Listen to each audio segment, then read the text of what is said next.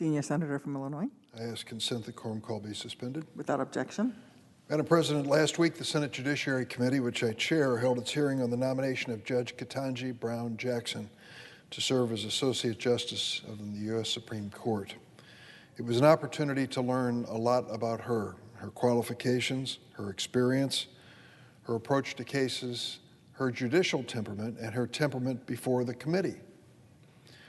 She proved to the public what many of us suspected and some knew. She's without a doubt ready to serve on the Supreme Court. I've spoken before about Judge Jackson's background and qualification, but some of it bears repeating because this is the critical week before we consider her nomination next week on the floor of the Senate. She's the daughter of two school teachers, public school teachers. Judge Jackson discovered her passion for the law at the age of 4.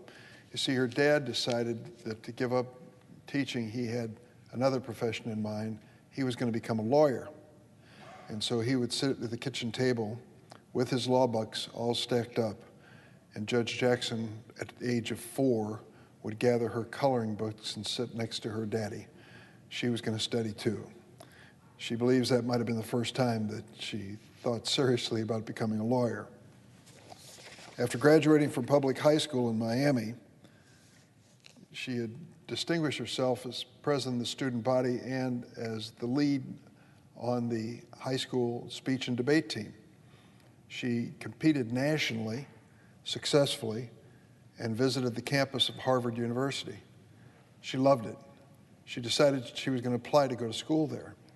When she went back to her high school in Florida, she sat down with her counselor to talk about that option. The counselor discouraged her. She was aiming too high, but she did it anyway, and she was accepted, and then went on to Harvard Law School. She has clerked at every level of the federal judiciary. If you're not a lawyer, that may not mean much, but if you're a lawyer, it's a big deal. To think that she started off at the lowest federal district court level, clerking for a judge, then was accepted to move up a level to the circuit judge position to serve as a clerk as well, and then to finally grab the gold ring of being a Supreme Court clerk to none other than Justice Stephen Breyer, whose vacancy she's hoping to fill. She worked in private practice as a lawyer, and she proved that she was a consensus builder all the way along. On the bench, she served as a district court judge and now circuit court in the D.C. Circuit. It's no surprise that she's won the admiration and friendship of so many people throughout her career. In fact, she's come before the same Senate Judiciary Committee on 3 separate occasions with her background carefully reviewed and emerged with the approval of the committee with bipartisan support. In fact, when you look at it, if you watched last week's hearing before the Judiciary Committee, no one questioned her qualifications, her knowledge, her experience. She really has a platinum resume when it comes to that. On the final day of the hearing, the committee heard from Ann Williams. Ann Williams is well known to the presiding officer as well as myself. She served as a district court judge in the Northern District of Illinois and then as a circuit judge on the 7th Circuit. I believe she was the first African-American woman to do so. She's retired at this point, but she's volunteered with the American Bar Association to do the careful review of Judge Jackson to make certain that we know every comment that's been made by professionals who have been familiar with her work experience. Judge Williams is an anomaly politically.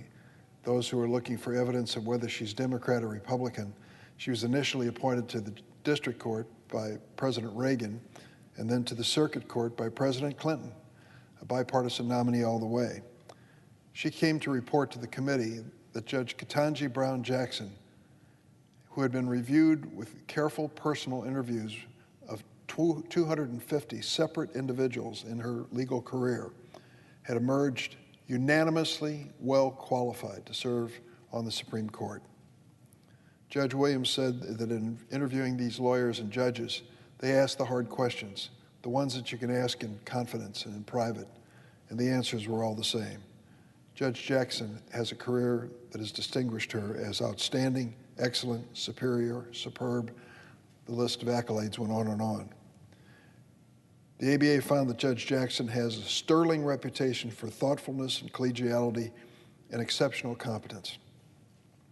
I also asked Judge Williams, serving as a spokesperson for the ABA, to comment on the allegations that Judge Ketanji Brown Jackson is somehow soft on crime. It's a common mantra coming from the other side of the aisle. And I said, in the course of asking 250 different judges, prosecutors, defense lawyers, and all the people who worked with and around her, was there any evidence that she was soft on crime? No, none. None. That's amazing when you think that's the number one talking point against her from the Republican side of the aisle. None whatsoever is exactly what Judge Williams said. Another ABA witness, Jean Vita, said that the ABA, quote, heard consistently from not only defense counsel, but from prosecutors of how unbiased Judge Jackson was throughout her career. And just as impressive as her qualifications was her performance and candor before the Senate Judiciary Committee.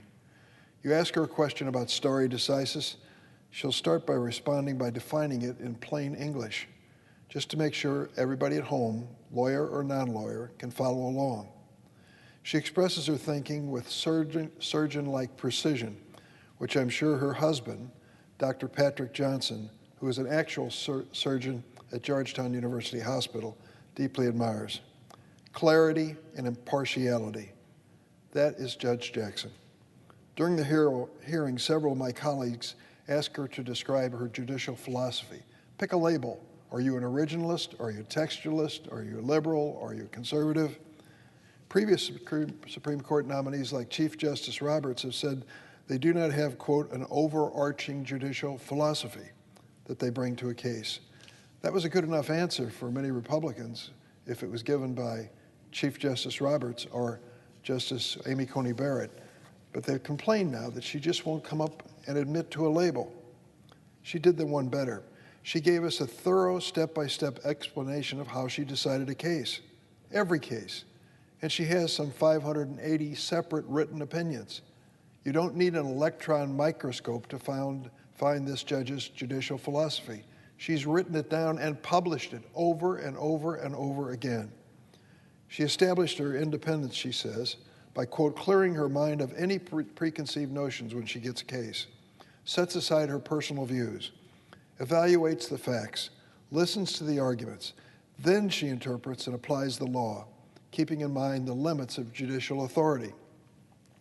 What I've just described is what she told the committee, and it's exactly what we look for and should look for in every judge.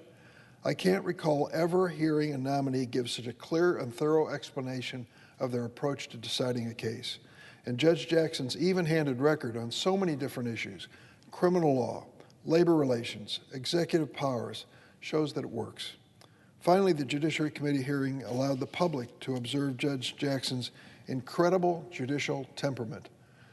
We spend a lot of time as senators with the authority under the Constitution to advise and consent, interviewing nominees for courts, trying to determine just what kind of a judge they will be. What will their temperament be? Will they be all swollen and big-headed over this black robe and lifetime appointment? Or will they remember the real-life experiences that many people in their courtroom have lived through? Well, I can tell you, Judge Jackson's temperament shone through. Frankly, she was tested time and again. You see, I might just go out on a limb and tell you, there are some senators that don't show a very good temperament themselves under these circumstances. And they tested her over and over again with baseless, wild charges, some of which were just offensive on their face. I listened to those and I would look up and think, if she stands up at this point and says, that's enough, I'm taking my family and I'm going home, nobody would have faulted her for it. Some of the questioning was just that bad, but she didn't.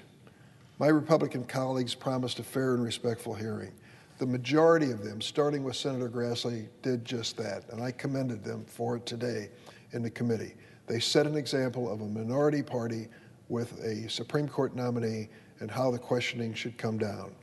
Unfortunately, others, however, on that side of the table did not. But in the face of constant badgering and interruptions, offensive insinuations by a select few Republicans, Judge Jackson never lost her composure, never. She was patient, calm, and dignified. Many times the questions were so mean-spirited, and I thought, there sits her husband and her daughter listening to these charges, how she's soft on crime and doesn't care about the plight of children. And you think about that, what they must think of to hear those things said about the doctor's wife and the kid's mother. It's just hard to take. She was patient, calm, and she did not lose her temper at one time. Some of my colleagues attended the committee's hearing intent on tearing her down. It didn't work.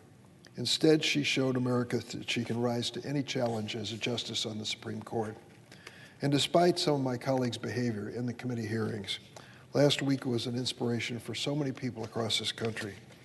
I invited law students from Howard University and my alma mater, Georgetown Law, to come over and sit through the hearing. We invited interns from the Congressional Black Caucus Foundation. They wanted to be there at this history-making moment. They watched her prove that through hard work, a commitment to the law, and in the words of Senator Booker, her grit and grace, she's earned a seat on the highest court in the land. I strongly urge my colleagues on both sides of the aisle to take a look at this woman and what she will bring to the court. It's time, America. After all these years, never having had an African-American woman serve on the court, it's got to be a challenge to find somebody who's ready to take on the job and take on the challenge. She can meet that challenge and will successfully. She is the best and deserves our support.